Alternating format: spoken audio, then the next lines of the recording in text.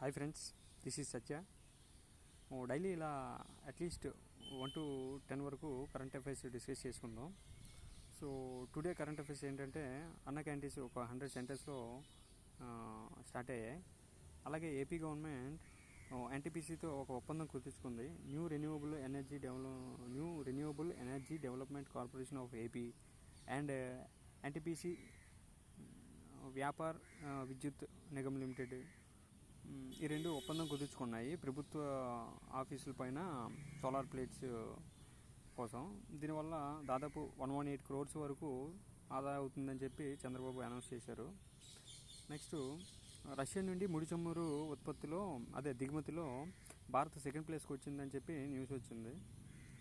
Next, పేదరికం తగ్గుతుందని చెప్పి రాష్ట్రపతి ద్రౌపది ముర్ము ఇటీవలే స్టేట్మెంట్ ఇచ్చారనమాట.